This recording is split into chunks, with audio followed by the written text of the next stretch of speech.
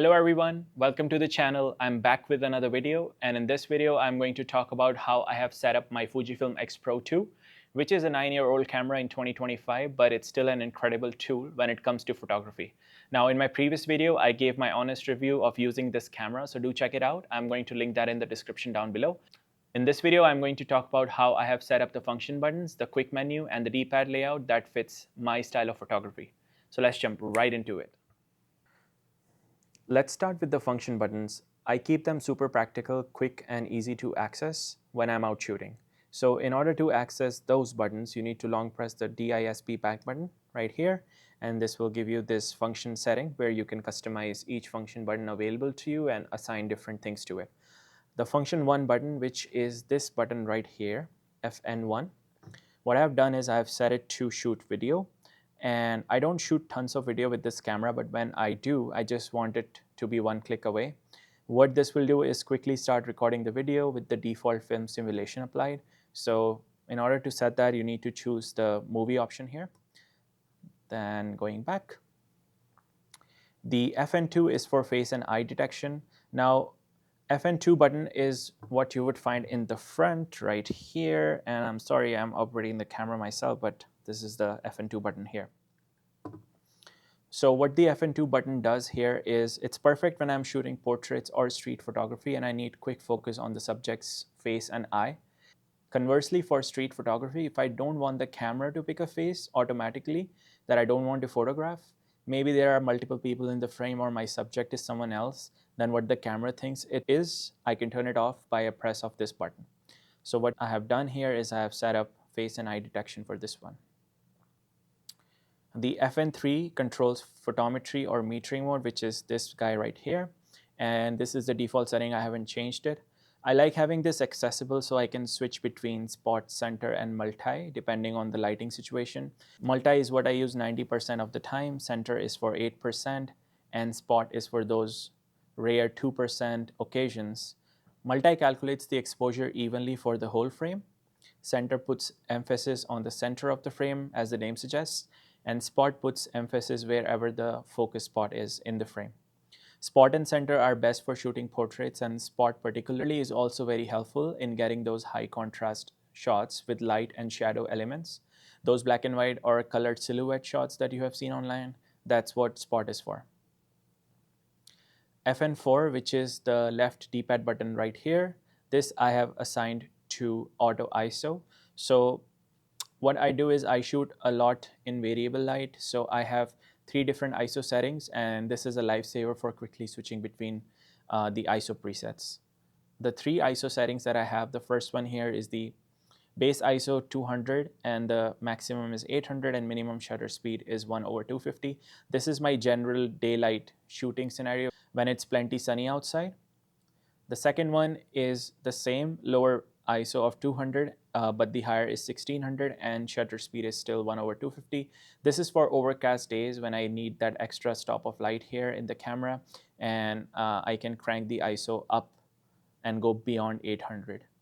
The last one is for those nighttime occasions when I am photographing during a time where the light is not good enough outside. So the base is 200 and the highest is 64, and shutter speed is 1/500. Now you will see that I have doubled on the shutter speed here because I don't want to miss the shot. Even if it's dark outside, I would compromise with a grainy image instead of a blurry one. So I can deal with high ISO, but I still want to keep a shutter speed high enough so that I can capture motion in low light situations. The next one is Fn5, which is the right D-pad right here. This I have set to focus check. So when I press this right D-pad here, what it does is it shows you a zoomed in image of where the focus point is. And that zoom in is crucial for manual focus, especially with vintage lenses that I have adapted on this camera. Now I have adapted the Olympus Zuiko 51.8 that I use on my Olympus OM1 film camera, and the Pentax SMC 105 f2.8 lens, which is the one that I use on the Pentax 6.7 medium format film camera. If you would like to see a video of those 2 lenses adapted with this X-Pro2, put a comment down below. The last one here is the Fn6, which is the down D-pad right here, and this I have assigned to the shutter type. So what I do here is I switch between mechanical and electronic shutter depending on the situation. So you can see if I press this down button here, I am at electronic shutter right now, but if I press it one time, now I am in mechanical plus electronic one more time, and then I am in fully mechanical. And then if I do it again, then I'm back to electronic shutter.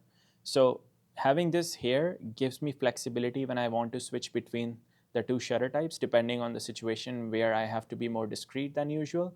So having this right at my thumb here is perfect. And finally, the rear command dial. So let me go back to that menu again. The rear command dial, which is this guy here, this I have set to white balance. So having this one here gives me options to choose and control my white balance setting. So this allows me to tweak white balance depending on light conditions. So having this dial dedicated to this one just makes more sense for me. By the way, the up D-pad here is set to drive, and that is by default, and unfortunately you can't change that, but it's still helpful because I have those different options when it comes to this menu here that I can choose from. So if I want to shoot continuous shots, I can select from here, or if I want to do bracketing, then I have those options here as well. Now the quick menu can be accessed by pressing this Q button here. Honestly, I don't use it much because the function buttons pretty much cover everything I need on the fly, but I still set up a few essentials here just in case. The first one here is your custom settings. This is for when you want to use the recipes and switch from one to another. The second one here is self-timer because sometimes you need that quick 2-second delay for a steady shot, or if you're setting it up on a tripod and you want to take a group photo where you would want to be included in the shot too, timer comes in handy. Third one is dynamic range selection. So if I want to bump the dynamic range 200% or 400%, I can do so from here.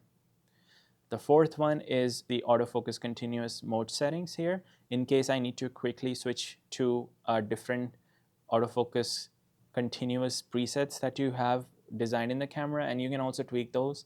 But I have found myself rarely even using this, but I have it here just in case. Everything else on this quick menu screen is default, so I haven't actually touched that. So this is how I have set up my Fujifilm X-Pro2. And I feel like the amount of customizations that this camera offers is slightly better than what my X106 offers, which is what I'm recording on right now. Because this has the D-pad here, which gives me slightly more room when it comes to customization, and I really appreciate that. And I think this is what makes the X Pro line of cameras so user-friendly because of the added customizations that you can have here. And this is why I came back to use this 9-year-old camera. The user experience is unmatched. It's simple to use, and I don't have to dig through those complicated Fujifilm menus. And as a Fujifilm user, you probably know what I'm talking about. The menus are kind of cluttered. So having everything that I use at my fingertips is incredibly helpful. So I hope you liked the video. This is it for today. Drop a comment down below and let me know the settings that you prefer on your Fujifilm cameras. If you like this video, give it a thumbs up. If you dislike this video, let me know why in the comments again so that I could do better in the next one. I'll see you again. Thanks for watching. Bye.